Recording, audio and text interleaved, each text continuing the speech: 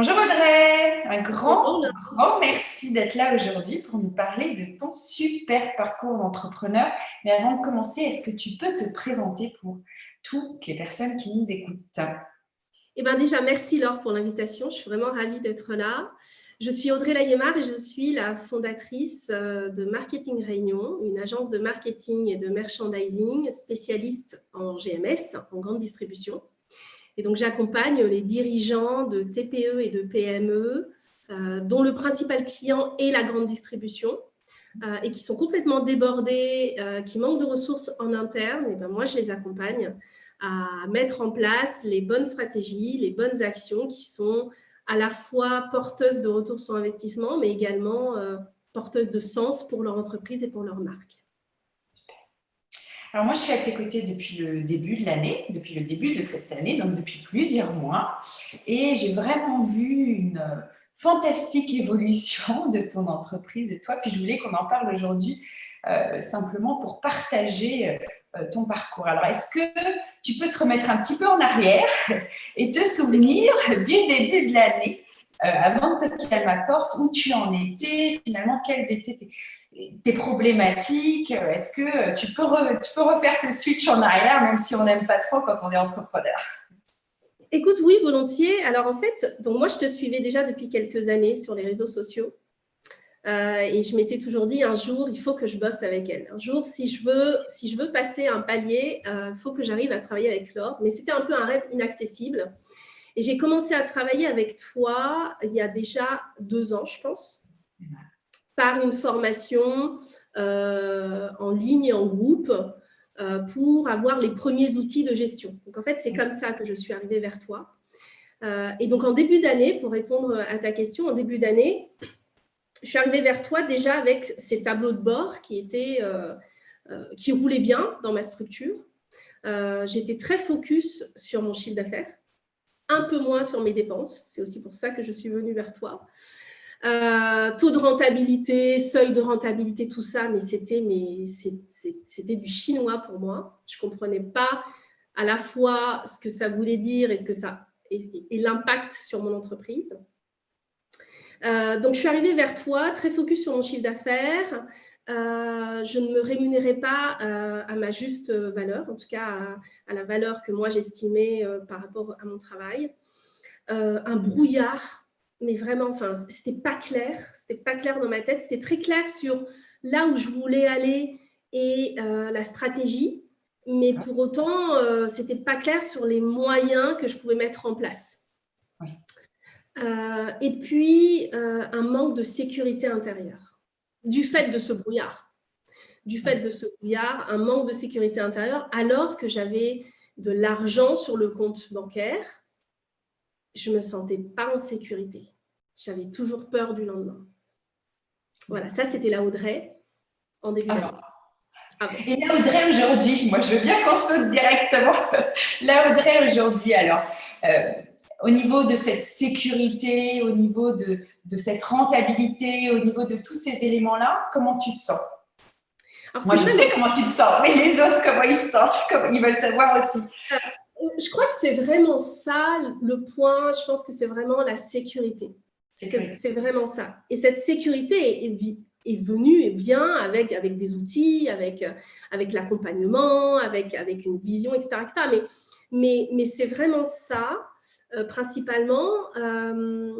L'un des leviers de cette sécurité-là aussi, c'est que très vite, je crois que même pas 2 mois après le démarrage de notre accompagnement, je me suis rémunérée même au-delà de ce que je pensais possible, même au-delà, très très vite.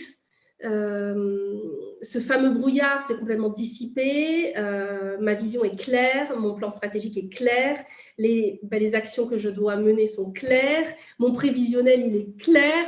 Ouais, c'est vraiment la clarté qui m'apporte cette sécurité intérieure-là. D'accord.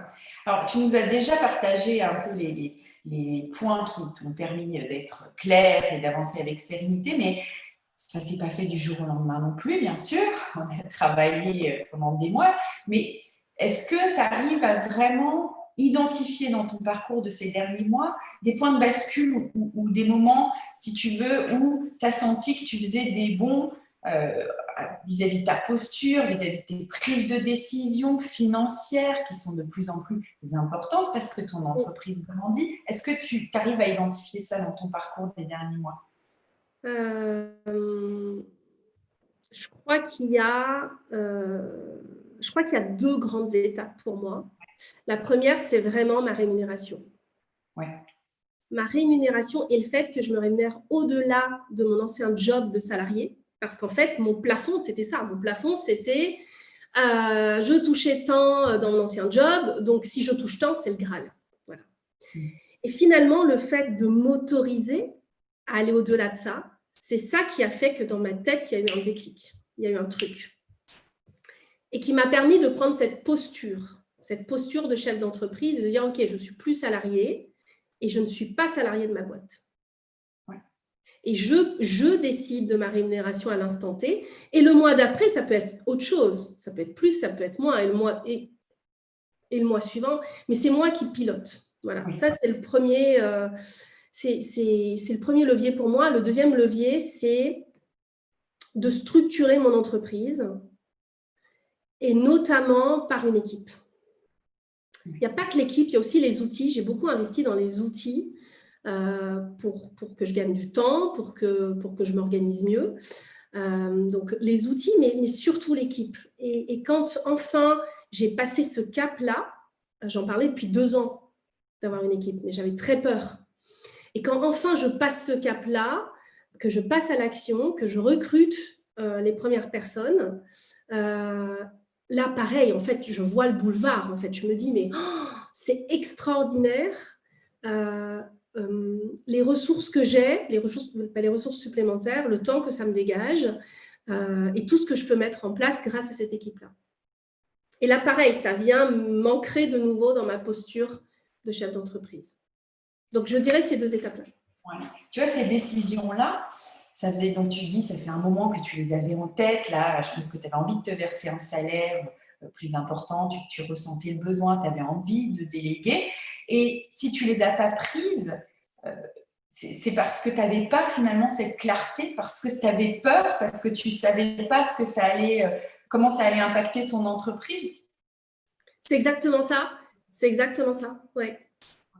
Donc, ces outils-là, donc, si je reprends, on a travaillé sur où tu en es maintenant, voir exactement que tu peux te payer un salaire, que ton entreprise, tu as tout construit, c'est toi qui as construit ça et qu'aujourd'hui, ton entreprise, elle a les moyens de te payer, elle a aussi les moyens d'investir dans sa croissance. Et vraiment, moi, j'ai vu ces derniers mois de l'extérieur, j'ai vu ta posture changer, effectivement, comme tu disais.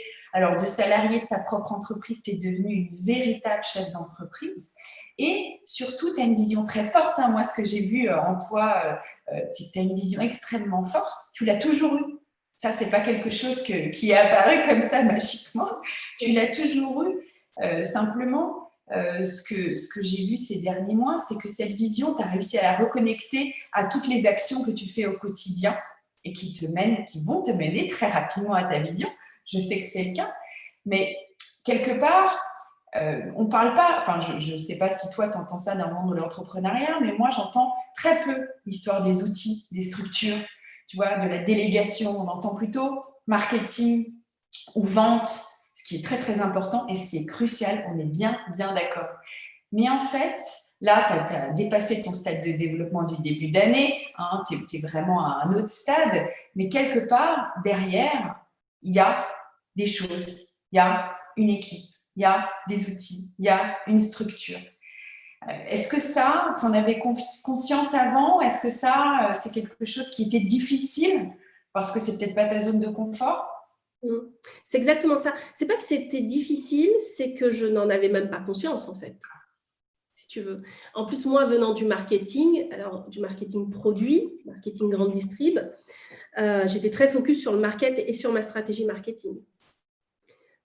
Et finalement, je me rends compte que, comme pour tout, le marketing est une des briques, mais ce n'est pas la seule brique.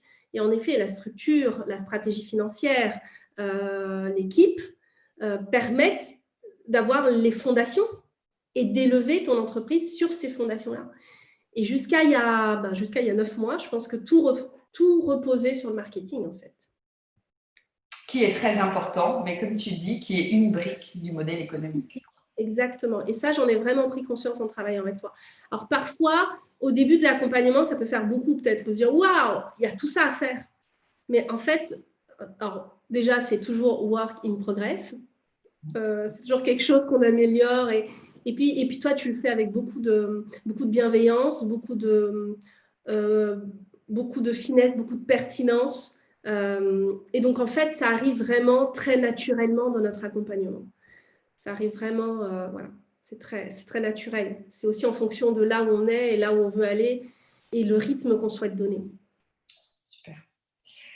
Bon. Donc, est-ce que tu aurais un petit message à partager aux entrepreneurs qui sont là où tu en étais il y a quelques mois et qui peut-être se sentent justement dans le brouillard, dans cette insécurité et du coup, ça…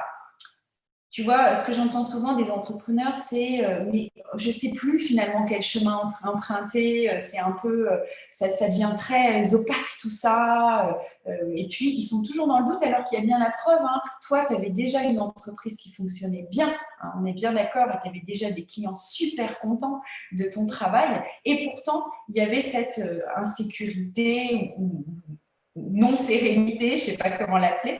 Est-ce que tu as un message à faire passer aux personnes qui peuvent être à ce stade-là? Oui, et c'est un message que je donne régulièrement autour de moi. Je pense que l'une des clés de succès, c'est de se faire accompagner. Peu importe par qui, c'est de se faire accompagner, c'est de ne pas rester justement dans cette zone qu'on dit de confort, mais qui finalement est vraiment inconfortable.